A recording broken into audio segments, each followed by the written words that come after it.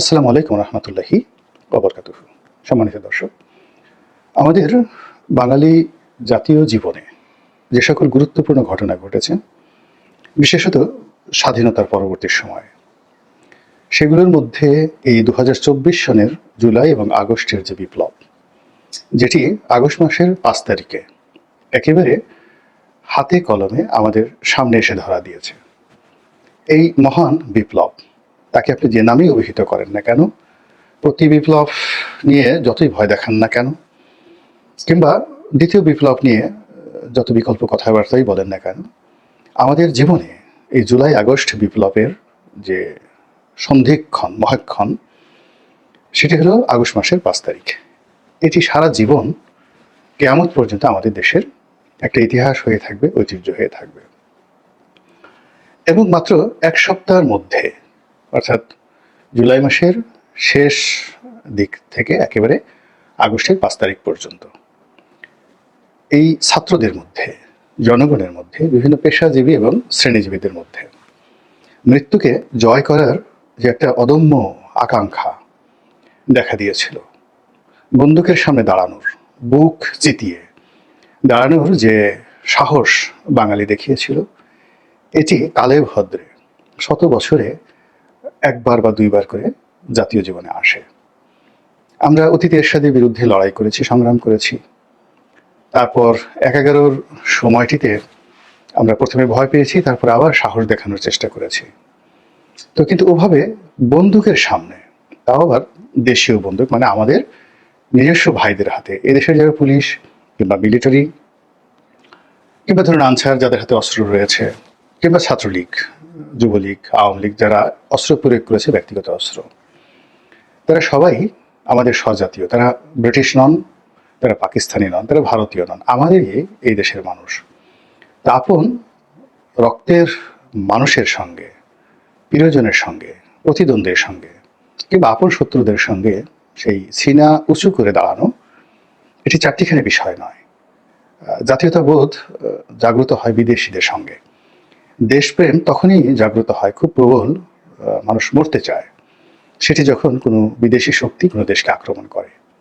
কিন্তু দেশের মধ্যে যখন নিজেরা মারামারি করে, সেখানে ক্রোধ দেখানো যায়, নিষ্ঠুরতা দেখানো যায়, কিন্তু সাহস দেখানোটা খুব সাধারণ বিষয় নয়।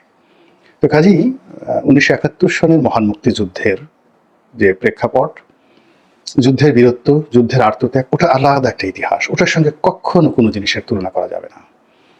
আবার ২০২৪ সনে আগস্ট মাসে, জুলাই মাসে আমরা যে সাহস দেখিয়েছি, এটার সঙ্গে বাংলাদেশের অপর গণ অভ্যুত্থান কিংবা গণজাগরণ কিংবা গণবিপ্লব, কোনোটারই তুলনা করা যাবে না। এটা একটা ব্যতিক্রম, যেখানে একেবারে প্রাইমারি স্কুলের ছেলেমেয়েরা নেমে এসেছিল রাস্তায়, মাধ্যমিকের ছেলেরা রাস্তায় নেমে এসেছিল, তারপর কলেজ বিশ্ববিদ্যালয়ের ছেলেরা অকাতরে প্রাণ দেওয়ার জন্য তারা ঝাঁপিয়ে পড়েছিল। আর আমরা যারা ভীরু, আমরা যারা মধ্যম বয়সী, আমরা ঘরের মধ্যে থেকে এই দৃশ্যগুলো দেখেছি এবং বলেছি, এও কি সম্ভব? কিন্তু সেই অসম্ভবটি সম্ভব হয়ে গেছে। এখন যারা বিপ্লব করেছেন, তাদের আসলে যখন বিপ্লব করেছেন, তখন তাদের কোনো ধান্দাবাজি ছিল না, কিংবা বিপ্লবের মূল চেতনা থেকে শুরু করে দীর্ঘদিন ধরে যারা এরকম একটা বিপ্লব হোক এই জন্য অন্তরালে কাজ করে গিয়েছেন, নিঃস্বার্থভাবে কাজ করে গিয়েছেন, নির্ভয়ে কাজ করে গিয়েছেন, তারা কখনোই বিপ্লব থেকে কোনো সুফল পাবেন এটা তাদের যাকে বলা হয় মানে টার্গেটের মধ্যে ছিল না। অনেকে নিজেরা ক্ষতিগ্রস্ত হয়েছিলেন আওয়ামী লীগ দ্বারা, অনেকে অপমানিত হয়েছিলেন, অনেকে ক্ষতিগ্রস্ত হননি, অপমানিত হননি, কিন্তু তাদের মনে হয়েছে যে এই দেশটি ওভাবে আসলে চলতে পারে না, আওয়ামী লীগের বিরোধিতা করা উচিত। তো কাজেই একটি শক্তিশালী রেজিমের বিরুদ্ধে ১৫ বছর ধরে বিভিন্ন শ্রেণী পেশার মানুষ, এমনকি অনেক ভিক্ষুককে আমি দেখেছি শেখ হাসিনাকে গালি দিতে। রিক্সাওয়ালার অকথ্য ভাষায় গালি দিয়েছে, ঠেলাওয়ালারা গালি দিয়েছেন, তারা তার মৃত্যু কামনা করেছেন, আওয়ামী লীগের পতন কামনা করেছেন। তো এভাবে পুরো সমাজ যখন ধূমায়িত হয়েছে, অগ্নিগর্ভ হয়েছে, আর সেই অগ্নিগর্ভের সঙ্গে যখন ছাত্ররা তাদের মন, মেধা, মানসিকতা যুক্ত করে রাজপথে দাঁড়িয়ে গেছেন, অমনি একটা বিপ্লব হয়ে গেছে। তো যা হোক, এখন সেই বিপ্লবের যে পরবর্তী সময়, এটিতে অন্যান্য দেশে যা হয়, আমাদের দেশে কিন্তু ঠিক একই ঘটনাই ঘটছে। এটি নিয়ে হতাশার কিছু নেই।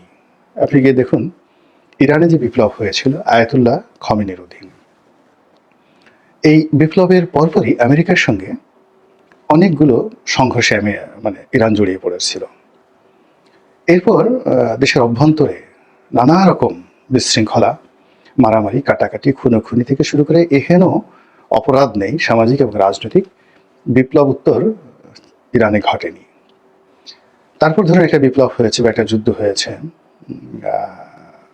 রাশিয়াতে, সোভিয়েত ইউনিয়নে, রাশিয়াতে দুবার। সেটা হলো যখন গর্বাচেভের পতন হলো তখন একবার, আর যখন জারের পতন হলো এবং রুশ বিপ্লব হলো।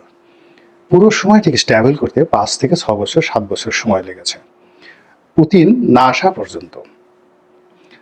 আসলে রাশিয়ার যে রাজনীতি এটি স্ট্যাবল হয়নি, ভীষণ রকম সমস্যা সংকুল ছিল। বরিস ইয়েলসিনের কথা আপনাদের মনে আছে, প্রচণ্ড রকম সমস্যার মধ্যে তিনি ছিলেন। একইভাবে যদি আপনি ফ্রেঞ্চ রেভলিউশন, সবচেয়ে পৃথিবীর নাম করা রেভলিউশন, সেখানে সমস্যা ছিল প্রায় 7-8 বছর। নেপোলিয়ন না আসা পর্যন্ত তাদের মধ্যে ঐক্য আসেনি। তো সেই দিক থেকে বাংলাদেশের যে সমস্যা এটি পৃথিবীর অন্যান্য দেশের মতোই হচ্ছে এবং এভাবেই সচরাচর হয়।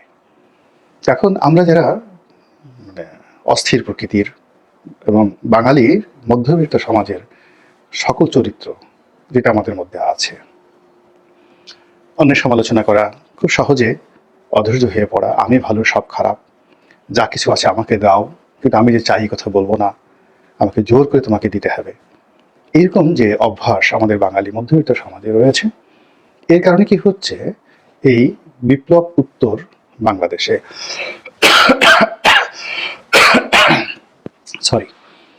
এর ফলে এই বিপ্লব উত্তর বাংলাদেশে এমন সব সমস্যা হচ্ছে যেগুলো আমরা বলছি হায় হায় কি হলো, এর জন্য কি আমরা রক্ত দিয়েছিলাম। কিন্তু আমরা তো কজনের রক্ত দিয়েছি, যারা রক্ত দিয়েছে তারা তো কোনো অভিযোগ করছেন না। কিন্তু আমরা যারা ঘরে বসে তামাশা দেখেছি, দোয়া করেছি বা বদদোয়া করেছি, এখনই তারা হাপির টেস্ট করছে, হায় হায় কি হলো, যেই লাউ সেই কধু, তারপরে আগের জমানাই ভালো ছিল, ইত্যাদি ইত্যাদি নানা কিছু। তো এই যে আমাদের যে অস্থিরতা, এই অস্থিরতার কারণে এখন যারা রাষ্ট্র চালাচ্ছেন তারা প্রতি মুহূর্তে, তারাও বাঙালি, তাদের মধ্যেও বাঙালির যে স্বভাব এটি রয়েছে। বাঙালি কি করে, রাস্তা দিয়ে হাঁটে এবং সে কখনোই মনোযোগ নিয়ে হাঁটে না, সারা দুনিয়া সে দেখবে। রাস্তায় হাঁটতে গিয়ে বাঙালি এবং সারা দুনিয়া নিয়ে সে চিন্তা করবে। চিন্তা করতে গিয়ে সে কখনো আল্লাহ কি করে সেগুলো নিয়ে চিন্তা করে, ফেরেশতারা কি করেন সেগুলো নিয়ে চিন্তা করে, তার ঘাড়ে 2 ফেরেশতা বসে আছে সেটি নিয়ে চিন্তা করে। প্রেম যারা করে তারা প্রেমিকাকে নিয়ে চিন্তা করে, ঘর সংসার বাজার এসব নিয়ে চিন্তা করে, ঘুষ কীভাবে খেতে হবে, কার কোন জায়গাতে খোঁচা দিতে হবে, এসব জিনিসগুলো তারা অহরহ চিন্তা করে। আর রাস্তার চারিদিকে দেখতে থাকে, কে হাসে কে কাঁদে, ডানে কে গেল বামে কে গেল, পিছনে কি গেল, বারবার সে শুধু পেছনে তাকাবে, কোনো শিয়াল এলো কিনা, বাঘ এলো কিনা, সামনের দিকে তাকাবে কি হচ্ছে। কিন্তু যে কাজটি করে সেটা হলো তার পা যেখানে রাখে জমিনের দিকে সে তাকায় না। ফলে কি হলো, কখনো গর্তের মধ্যে পড়ে ঠ্যাং ভাঙে, কখনো মনুষ্য বিষ্ঠা, কখনো পশুর বিষ্ঠা, এগুলো পাড়া দিয়ে একেবারে রীতিমতো 1 ঘন্টা গালাগালি করবে।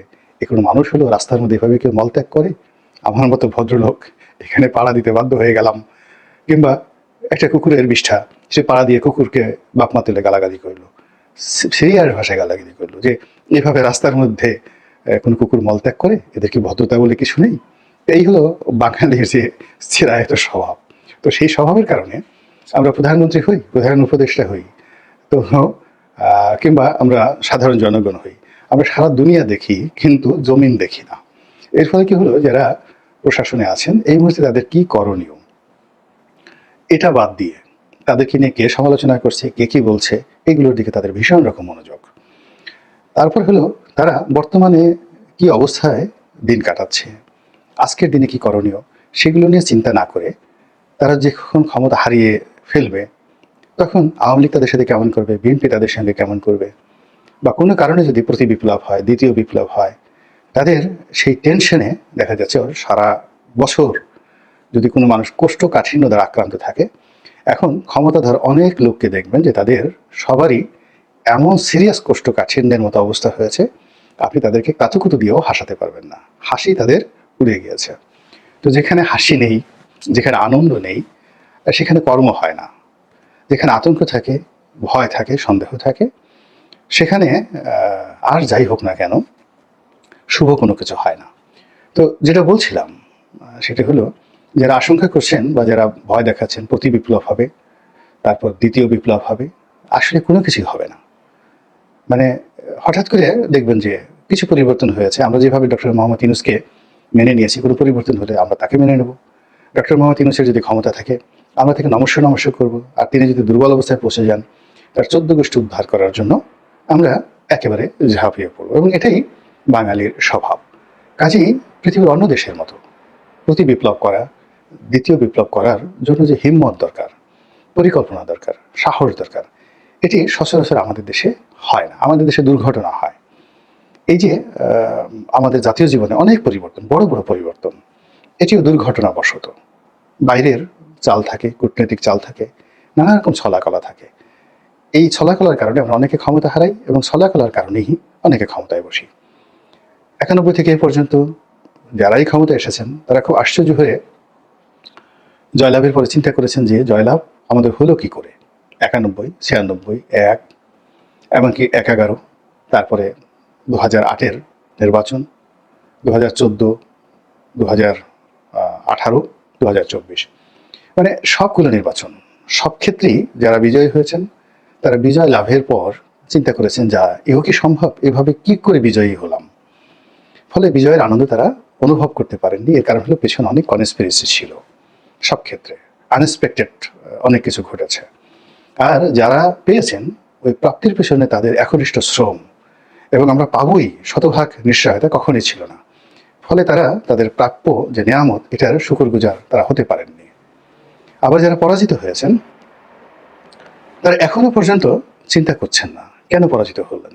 তাদের ধারণা তাদেরকে অন্যায়ভাবে তাড়িয়ে দেওয়া হয়েছে, অন্যায়ভাবে তারা পরাজিত হয়েছেন। তারা এমন কোনো অপকর্ম করেননি যে কারণে তাদের পরাজিত হওয়া দরকার ছিল। ফলে তারা সেই আগের মতোই জনগণকে দায়ী করছেন, প্রতিপক্ষকে দায়ী করছেন, দেশি বিদেশি শত্রুদেরকে দায়ী করছেন, আর মনের আনন্দে ডুগডুগি বাজাচ্ছেন। আর এই সকল ডুগডুগি পার্টি দ্বারা কখনো প্রতি বিপ্লব আর কখনো দ্বিতীয় বিপ্লব হয় না। কাজেই এখন যা কিছু চলছে, এটি কোনো বিপ্লবের লক্ষণ নয়, প্রতি বিপ্লবের লক্ষণ নয়। এটিকে বলা হয় অরাজকতা। এবং অরাজকতা দমন করার জন্য ন্যায় বিচার, সামাজিক সংহতি এবং যোগ্য নেতৃত্ব দরকার। এবং সেটি না আসা পর্যন্ত এটি চলতেই থাকবে। আল্লাহ আমাদের সবাইকে হেদায়েত দান করুন এবং হেফাজত করুন। আসসালামু আলাইকুম ওয়া রাহমাতুল্লাহি ওয়া বারাকাতুহু।